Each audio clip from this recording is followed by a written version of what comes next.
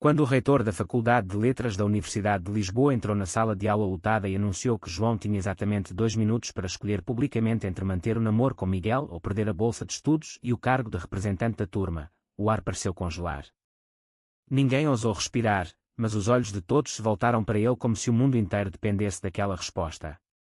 João, com 21 anos, sentiu o coração bater tão forte que parecia querer saltar do peito. Ele olhou para Miguel sentado 2 filas atrás, o rapaz de cabelos castanhos ondulados e olhos verdes que tinha sido seu segredo mais precioso durante quase 2 anos. A sala, com suas janelas altas dando para o rio Tejo, de repente parecia demasiado pequena para conter tanta emoção. João lembrou-se do dia em que se conheceram, num café perto da Praça do Comércio, onde Miguel trabalhava como barista para pagar os estudos de engenharia. Foi um sorriso trocado por acaso, uma conversa sobre livros de José Saramago que durou horas e se transformou em passeios secretos pelos miradores de Lisboa. Ninguém da família de João sabia. O pai, um empresário conservador de Coimbra que ainda falava da tradição familiar, como se fosse uma lei divina, nunca aceitaria. A mãe, mais branda, fingia não ver as ausências noturnas do filho. Mas agora o segredo estava exposto. Um colega invejoso tinha fotografado os dois num beijo rápido no Parque das Nações e enviado ao reitor, alegando que a imagem prejudicava a reputação da universidade.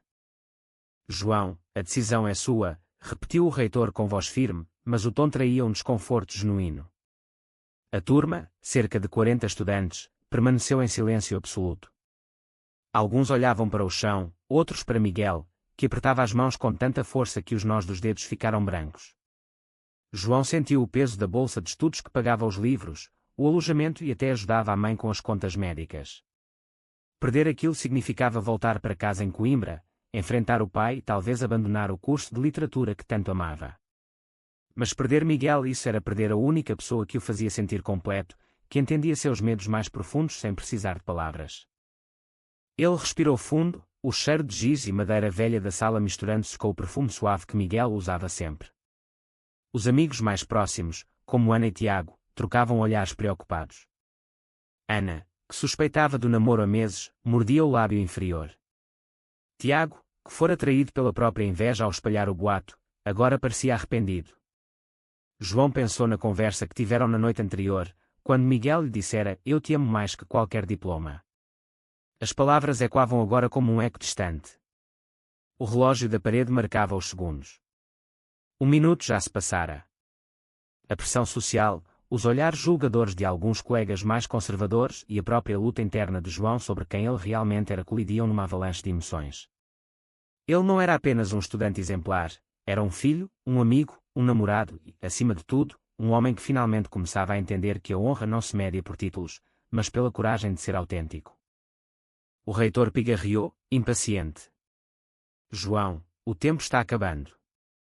A sala inteira parecia prender a respiração. Miguel ergueu o olhar pela primeira vez, e os dois trocaram um olhar que continha anos de cumplicidade silenciosa. João sentiu lágrimas quentes subirem aos olhos, mas segurou-as. Ele sabia que qualquer escolha traria consequências irreversíveis. A família, a carreira, os amigos, tudo estava em jogo. E naquele instante, no coração de Lisboa, com o sol da tarde entrando pelas janelas e iluminando os rostos expectantes, João percebeu que a verdadeira decisão não era entre amor e honra, mas entre viver uma mentira ou abraçar quem realmente era. As palavras começaram a formar-se em sua mente, prontas para mudar tudo. A voz de João saiu rouca, quase um sussurro, mas ecoou na sala como um trovão. "Eu escolho Miguel." O reitor piscou, surpreso, e um murmúrio baixo percorreu a turma. Miguel levantou-se devagar, os olhos marejados, enquanto João continuava, as palavras saindo agora mais firmes. "Perder a bolsa vai doer, mas perder a pessoa que me ensinou o que é amar de verdade seria perder tudo o que sou." Ana cobriu a boca com as mãos, Tiago baixou a cabeça envergonhado. Alguns colegas aplaudiram baixinho, outros permaneceram em choque. O reitor, visivelmente desconfortável, anotou algo no bloco e disse que a decisão seria analisada pelo conselho. Mas o dano, ou a libertação, já estava feito.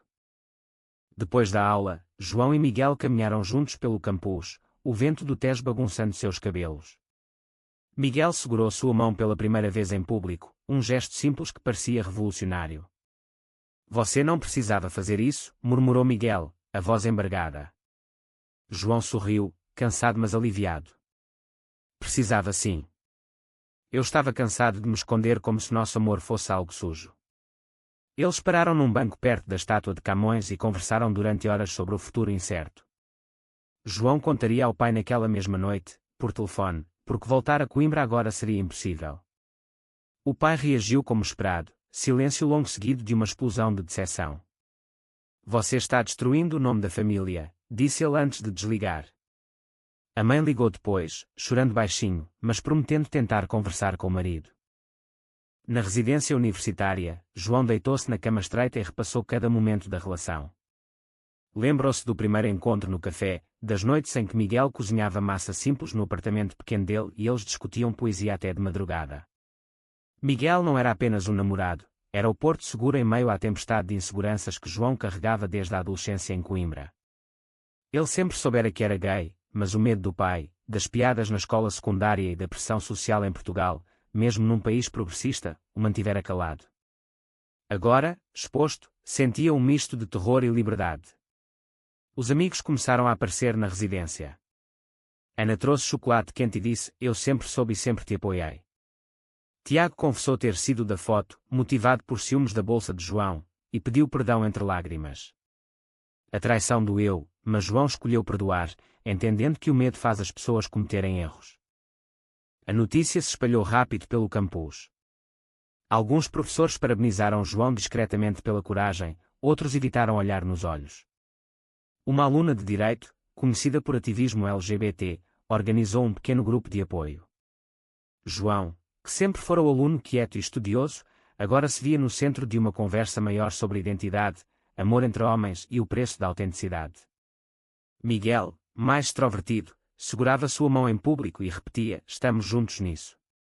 Mas a pressão financeira era real. Sem a bolsa, João teria de trabalhar mais horas na livraria onde já fazia turnos parciais. Miguel ofereceu dividir o aluguel do apartamento dele, um gesto que emocionou João profundamente. Eles passaram a noite conversando sobre planos, talvez uma petição ao conselho da universidade, talvez uma carta aberta. O sono veio tarde, mas pela primeira vez João dormiu sem o peso do segredo. No dia seguinte, a turma estava diferente. Conversas sussurradas nos corredores, olhares solidários. Um colega que João mal conhecia aproximou-se e disse: "Meu irmão mais velho passou pelo mesmo e hoje é feliz." Aquelas palavras pequenas foram como combustível. João sentiu que não estava sozinho. A família, porém, era outra história. O pai enviou uma mensagem curta: "Volte para casa e conversamos como homens."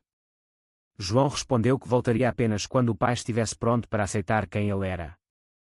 A mãe ligou de novo, contando que o pai passara a noite em claro, lendo artigos sobre direitos LGBT na internet. Pequenos sinais de mudança que davam esperança. Miguel, ao lado de João na cantina, brincou: "Você virou o herói da faculdade sem querer." João riu, mas sabia que o caminho ainda seria longo. Os olhares de alguns alunos mais conservadores ainda queimavam, e a decisão do conselho sobre a bolsa demoraria semanas. Mesmo assim, pela primeira vez, João sentiu que estava vivendo, não apenas sobrevivendo. As semanas seguintes foram um turbilhão de emoções. O conselho da universidade decidiu manter a bolsa de João, mas com a condição de que ele participasse de um workshop sobre diversidade, uma vitória parcial que ele aceitou com gratidão. Miguel comemorou com um jantar simples no apartamento, velas e uma garrafa de vinho do Douro que custara caro. Eles conversaram sobre o futuro. Miguel terminaria engenharia e talvez conseguisse emprego em Lisboa. João continuaria literatura e sonhava em escrever um romance sobre relações escondidas. Mas o pai de João não desistia. Marcou uma visita surpresa a Lisboa, aparecendo na porta da residência com o rosto marcado pela preocupação. "Filho, isso não é vida", disse ele, sentado na cadeira dura do quarto. João, pela primeira vez, falou sem medo, contou sobre as noites de solidão na adolescência, sobre como Miguel lhe dera força para enfrentar o espelho e gostar do que via.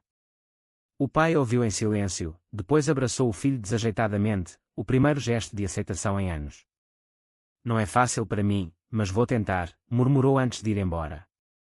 Na faculdade, a turma organizou uma roda de conversa espontânea depois de uma aula de literatura portuguesa. O professor, um homem de 60 anos que vivera a Revolução de 1974, incentivou o debate. João contou sua história com voz firme, descrevendo o medo, a vergonha e finalmente a libertação. Miguel, convidado a participar, falou sobre o orgulho de amar um homem tão corajoso. Lágrimas rolaram em vários rostos. Ana confessou que também lutava com sua bissexualidade e que a coragem de João a inspirara. Tiago, ainda arrependido, pediu para ajudar na petição contra o preconceito no campus. O ambiente mudou. O que começara como um escândalo tornou-se um momento de união. Alguns alunos que antes cochichavam agora defendiam João abertamente. Mas nem tudo era perfeito. Um grupo pequeno de estudantes conservadores criou um abaixo-assinado pedindo respeito às tradições. João recebeu mensagens anônimas nas redes sociais, algumas cruéis. Miguel o abraçava forte nas noites difíceis, lembrando que o amor deles era maior que o ódio. Eles passeavam pela Baixa de Lisboa de mãos dadas, parando para beijar sob os arcos da Rua Augusta, ignorando os olhares. João começou a escrever no caderno antigo, páginas sobre identidade, sobre o que significa ser homem em Portugal hoje. Miguel lia os textos e chorava de emoção. A relação deles aprofundou-se. Não era só paixão, era parceria, apoio mútuo nos momentos de dúvida. João questionava se valera a pena arriscar tudo. Miguel respondia com um beijo na testa: "Você escolheu viver, e isso é honra de verdade." A família de Miguel, mais aberta, convidou João para o almoço de domingo em Cascais. A mãe de Miguel preparou bacalhau e perguntou sobre os planos do casal com naturalidade. João sentiu-se acolhido pela primeira vez como parte de uma família. O contraste com o pai dele ainda doía, mas dava força para continuar. No campus, os professores começaram a tratá-lo com respeito renovado. Um orientador de tese propôs que João escrevesse sobre literatura quer portuguesa, transformando a dor em pesquisa académica. João aceitou, sentindo que sua vida ganhava sentido novo.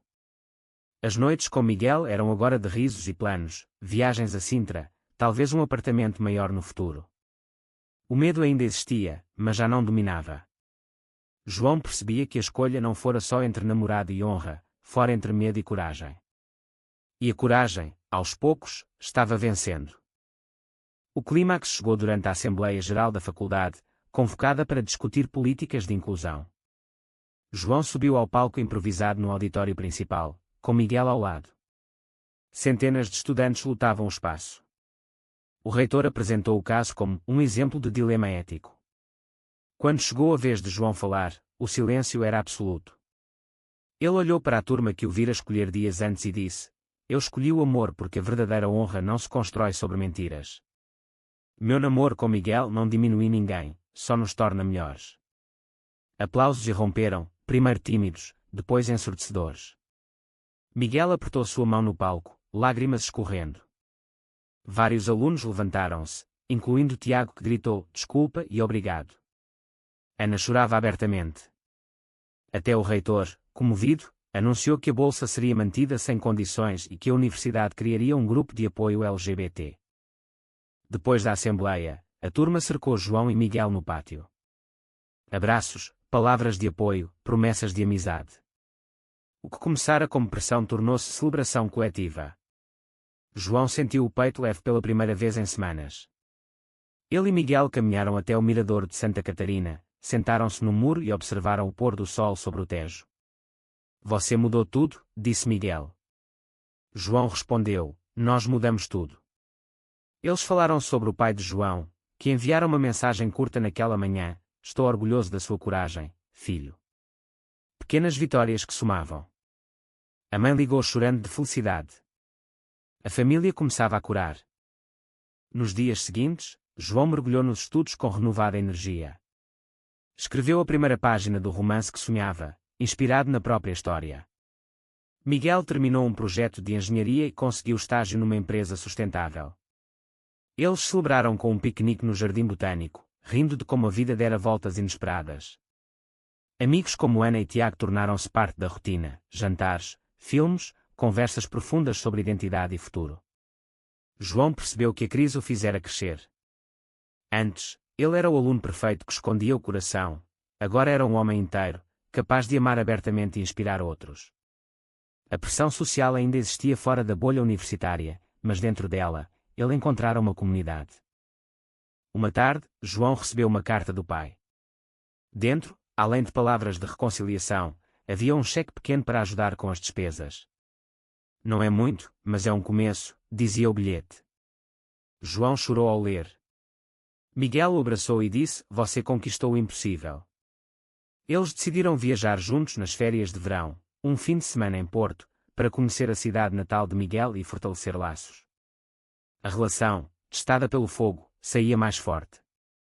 João entendia agora que o conflito interno não desaparecera completamente, mas aprendera a conviver com ele, transformando-o em força. A turma, que presenciara tudo, também mudara. Conversas sobre diversidade tornaram-se comuns nas aulas. O que fora um escândalo virara lição coletiva de empatia. João sorria ao lembrar do primeiro dia, quando duas frases mudaram sua vida para sempre. Meses depois, a vida em Lisboa seguia com uma normalidade nova e doce. João terminou o semestre com notas excelentes e apresentou seu romance parcial num concurso literário da faculdade. Miguel recebeu uma oferta de emprego fixa. Eles mudaram-se juntos para um apartamento pequeno mas luminoso perto do Bairro Alto, onde as noites eram preenchidas de risos e planos. A família de João visitou no Natal. O pai, ainda reservado, mas presente, trouxe vinho do Douro e conversou com Miguel sobre futebol. A mãe abraçou os dois como filhos. O perdão e a aceitação chegavam devagar, mas chegavam. Na faculdade, João tornou-se mentor informal de outros estudantes que enfrentavam dilemas semelhantes. Ana assumiu publicamente sua bissexualidade e agradeceu a João por ter aberto o caminho. Tiago organizou eventos de conscientização e transformou a culpa em ação positiva. A turma que presenciara a escolha dramática agora era uma rede de apoio. Durante uma festa de fim de ano na cantina, todos brindaram ao amor que venceu a honra falsa. João olhou ao redor e sentiu gratidão profunda. Miguel, ao seu lado, sussurrou: você é meu herói. Eles dançaram devagar ao som de fado moderno, ignorando o mundo lá fora. João continuou escrevendo, transformando sua jornada em páginas que falavam de amor entre homens em Portugal contemporâneo, as lutas, as vitórias pequenas, o crescimento. Miguel lia cada capítulo e dava opiniões sinceras. Juntos, eles viajaram a Sintra nos fins de semana, caminhando de mãos dadas pelos palácios e sentindo que o mundo se abria. O conflito interno de João evoluiu para uma paz serena. Ele já não questionava sua identidade, abraçava-a como parte essencial de quem era. A sociedade portuguesa, com suas contradições, ainda apresentava desafios, mas dentro da bolha que construíram, o amor florescia. Numa tarde chuvosa de março, João e Miguel sentaram-se no sofá do novo apartamento, olhando fotos antigas. Lembra do dia em que tudo mudou? Perguntou Miguel. João sorriu. Como esquecer? Aquelas duas frases me libertaram. Eles riram, abraçados, sabendo que a jornada continuaria com altos e baixos, mas sempre juntos. A amizade, a família e o amor entre homens tinham se entrelaçado de forma indestrutível. João fechou os olhos e sentiu a gratidão encher o peito. A vida, que parecera um beco sem saída, agora era um caminho largo e iluminado. Você acredita que a decisão de João de priorizar o amor foi a correta? Verdadeiro ou falso?